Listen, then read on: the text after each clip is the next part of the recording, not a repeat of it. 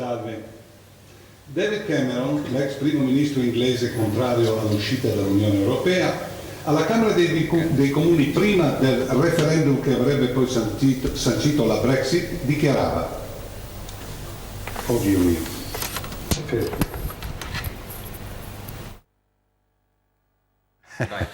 Scusate.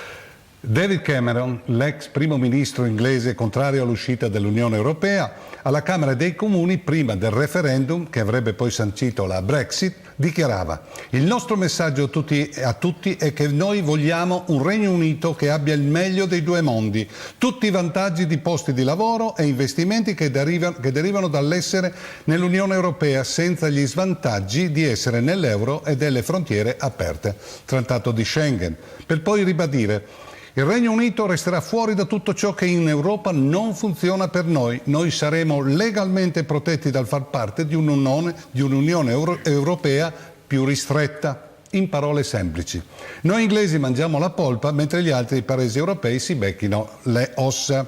Eppure sappiamo com'è andata. La maggioranza dei britannici ha votato per la Brexit, perché molti avevano creduto alle balle sparate dai vari Boris Johnson, Nigel Farage e compagnia, cantando ad esempio Farage, capo di un partito xenofobo, dopo i risultati che hanno dato vincente il no all'Unione Europea, candidamente dichiarò che mentiva quando durante la campagna referendaria diceva che senza l'Europa la Gran Bretagna avrebbe risparmiato 350 milioni di sterline alla settimana, denaro che poteva servire, ripeteva spesso, per costruire ospedali, scuole e altro ancora. Ecco, questo è un esempio classico, scolastico di politica politicante, tutta promesse e slogan, ma che poi si rivelano totalmente falsi. Ora cambio argomento. Salvini durante un comizio ha paragonato la Presidente della Camera Boldrini ad una bambola gonfiabile, quelle usate dai maniaci sessuali. Una consigliera comunale della Lega Nord di Musile di Piave invece ha scritto su Facebook che la Boldrini va soppressa fisicamente, mentre Calderone tempo fa diceva che l'ex ministro Kyenge gli ricordava un orango. Mi chiedo e vi chiedo, è normale che un partito che ha una classe dirigente che si esprime in questo modo? Altro fatto. Gli Agnelli hanno deciso di spostare la loro cassaforte, la holding Exor, da Torino ad Amsterdam in Olanda. 3 anni fa il presidente di Exor, John Elkann, dichiarò: abbiamo fatto scelte difficili per poter continuare a produrre in Italia. E il 25 luglio del 2014, in coppia con Renzi, disse: siamo molto orgogliosi di essere qua e di farle vedere come l'FCA, Fiat Chrysler Automobilir, avrà una presenza sempre più forte in Italia. In seguito il bullo fiorentino è riuscito a sparare senza arrossire.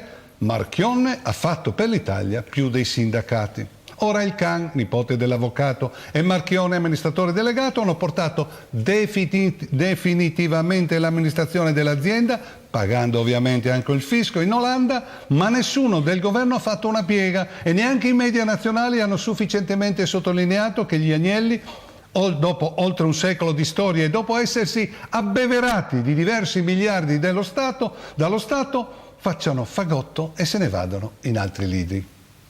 Altro fatto, circa un mese fa il Senato ha negato l'uso delle intercettazioni tra Berlusconi e 2 oggettine, Iris Berardi e Barbara Guerra, nel processo per corruzione di testimoni. Alcuni a questa notizia hanno reagito con fastidio, come fosse un accanimento giudiziario contro il condannato di Arcore, visto che queste intercettazioni si riferiscono ancora alle feste delle sue residenze di qualche anno fa. Per cui trovo giusto ricordare a questi smemorati che la corruzione di testimoni non è un reato minore e diventa gravissimo se viene commesso da un leader politico. Ricordando questo fatto mi chiedo: come fanno delle persone per bene a votare e militare in Forza Italia, un partito che ha come soci fondatori Berlusconi, condannato a 4 anni per frode fiscale e sotto processo per corruzione di testimoni, il suo braccio destro Marcello Dell'Utri, condannato a 7 anni di carcere per reati attinenti alla mafia, e Nicola Cosentino, ora agli arresti domiciliari dopo aver trascorso diversi mesi nelle patrie galere perché accusato di far parte della camorra.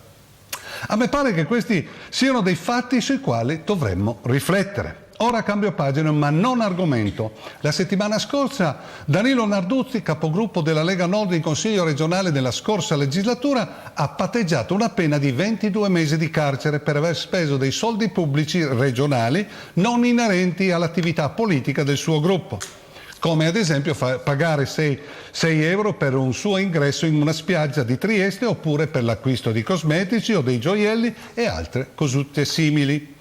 Per questo Narduzzi dovrà rimborsare la regione per centinaia di migliaia di euro.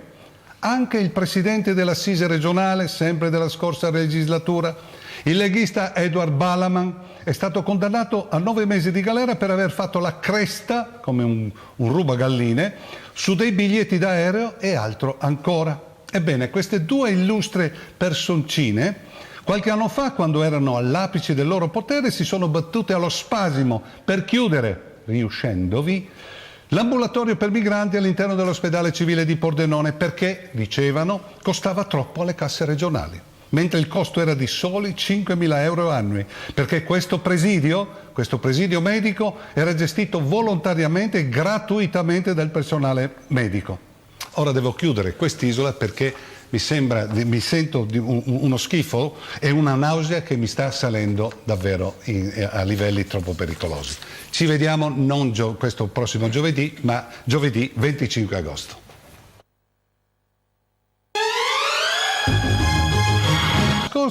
Danilo Narduzzi, capogruppo della Lega Nord in Consiglio regionale della scorsa legislatura, ha patteggiato una pena di 22 mesi di carcere per aver speso dei soldi pubblici regionali non inerenti all'attività politica del suo gruppo, come ad esempio pagare 6 euro per un suo ingresso in una spiaggia di Trieste oppure per l'acquisto di cosmetici o dei gioielli e altre cosute simili.